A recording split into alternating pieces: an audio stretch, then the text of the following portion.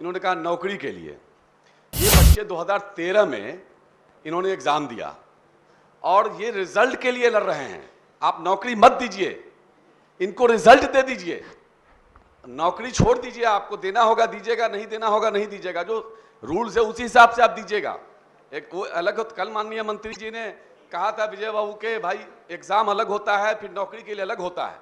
मैं कह रहा हूं टीटी वाले को 8 साल से लाठी खा रहे हैं। अब बताइए विभाग की गलती यह है कि 150 सवाल होता है, 150 सवाल में 28 सवाल विभाग ने गलत दिया, तो गलत सवाल दिया तो गलत जवाब हुआ। तो गलती विभाग करे, विभाग के पदाधिकारी करें और नुकसान बच्चे उठाएं, पहली बात। दूसरी बात यह है कि उन बच्चों का क्या कसूर है कि अन्य जो सामान्य 2019 में टीटी की का जो परीक्षा हुआ, जो एग्जाम हुआ, उनको कटऑफ मार्क्स पर 45 और 50 दे रहे हो। उर्दू बंगला टीटी को 60 और 55 दे रहे हैं आप। क्या एक ही बिहार, एक ही सब लोग एक, आखिर उसके नाम में उर्दू बंगला लगा हुआ है इसलिए उसको 55 और 60, ये कटऑफ मार्क 55 और 60। और जबकि हाईकोर्ट के मशवरे पर माननीय मुख्यमंत्री जी ने निर्देशित किया था कि भाई इसको 55 करके इन लोगों का रिजल्ट आउट कर दो। माननीय मुख्यमंत्री जी जो काम कर रहे हैं उर्दू के लिए, या अभी मदरसे की बात आई, वो एक इतिहास है, उन्होंने बहुत काम किया है, लेकिन अफसरान की गलती की वजह से सरकार बदनाम होती है। आपने कहा चेयरमैन थे उसमें, अरे चेयरमैन कुछ करेंगे तो उसका मतलब सब वैलिड हो जाएगा, ऐसा नहीं होगा। इसलिए वक्फ बोर्ड का देख लीजिए क्या हाल है, पूरे बिहार में बर्बाद हो रहा है। विषय अलग है लेकिन मैं रख दे रहा हूं, चूंकि माननीय मुख्यमंत्री जी यहाँ हैं, लोगों से पूछिए, लोग परेशान हैं। तो इसलिए टीटी बच्चों के लिए कि भाई उनका हल निकालिए, उनको कट ऑफ मार्क्स कम करके 50 करके जो सामान्य लोगों को आपने दिया है वही दे करके उनको निकाल दीजिए रिजल्ट। नौकरी मत दीजिए। खालिद भाई मैं आपसे कहा आप उनका रिजल्ट निकाल दीजिए, बड़ा है मेहरबानी।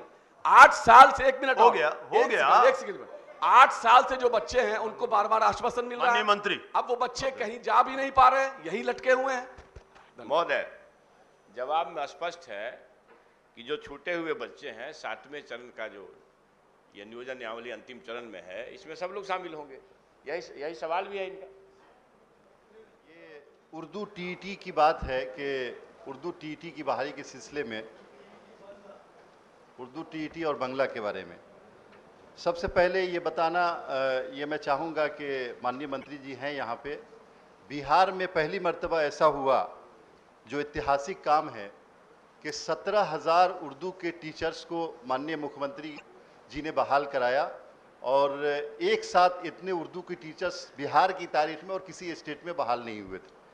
लेकिन इसके साथ कुछ लोग रह गए उर्दू टीटी बांग्ला के, जो क्वेश्चन गलत होने की वजह से कुछ लोगों को मार्क्स कम आए थे, तो ये कहा गया था कि उनको भी बहाल कर लिया जाएगा, लेकिन कुछ अदालती प्रक्रिया में वो लोग चले गए। लेकिन मैं ये चाहता हूं कि विभाग उनके सिलसिले में कोई फैसला करे कि उन लोगों का क्या होगा।